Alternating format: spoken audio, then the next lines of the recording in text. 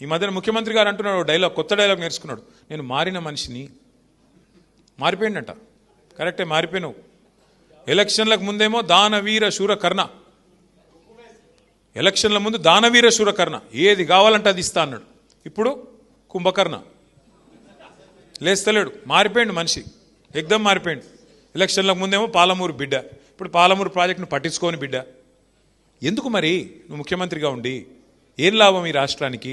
నీ నాగర్ కర్నూల్లో, నీ పాలమూరులో ఇలా రైతులు రోడ్డుకి ధర్నా చేస్తుంటే సిగ్గనిపిస్తలేదా?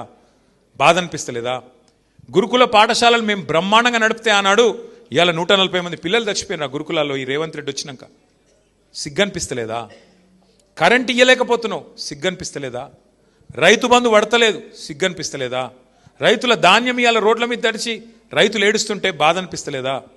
ఇంకా ఆయన అంటున్నాడు, మేము తిడుతుంటేనంట, ఇట్లా విమర్శ చేస్తుంటే ప్రజల పక్షాన ఆయనకు మా తిట్లు వింటుంటే ఆయనకు సాడిస్టిక్ ప్లెజర్ వస్తుందంట, పైశాచిక ఆనందం వస్తుందంట. ఏమనాలి ఆయనని? మేము ఇంకా ఏమనాలో కూడా అర్థం కావట్లేదు. అందుకే మీతో నా ప్రార్థన, మా కల్వకుర్తి సోదరులతోన, మనము మళ్ళీ లాస్ట్ కేసీఆర్ వస్తాడులే, ఇట్లా చేయి ఊపుతాడు, మేము కూడా ఇట్లా ఊపుదాము. కేటీఆర్ మధ్యలో ఒకసారి వస్తాడు, ఆయన కూడా ఇట్లా అంటాడు, మేము కూడా ఇట్లా అందాము, కానీ మేము మాత్రం ఏం చెయ్యము అంటే కుదరదు. శ్రీధర్ చెప్పింది అక్షర సత్యం. దయచేసి మా మిత్రులను కోరుతా ఉన్నాం, దయచేసి మీ స్థానిక సమస్యలు, మీ గ్రామాల్లో ఉండే సమస్యలు, మీ మండలాల్లో ఉండే సమస్యలు, అవి రైతులే కావచ్చు, కులవృత్తులే కావచ్చు, లేదా ఇతరులే కావచ్చు, విద్యార్థులే కావచ్చు, ఇంకోరి కావచ్చు, ఎత్తుకోండి. వాళ్ళ తరపున రోడ్డు ఎక్కండి, కదం దొక్కండి. ఇచ్చినాం, ప్రభుత్వానికి ఇచ్చే కాడికి టైం ఇచ్చినాం, మనం కూడా ఓపిక పట్టినాం. 2.5 ఏళ్ళు సరిపోయింది, 50% ఓవర్.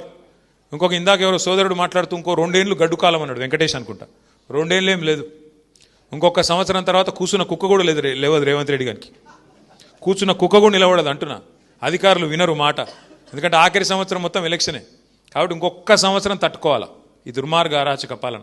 కానీ ఈ సంవత్సరంలోనే మన శక్తి ఏందో, మన సత్తా ఏందో కూడా చూపెట్టాలి. ఖచ్చితంగా గలం విప్పాలే, బలం చూపాలి.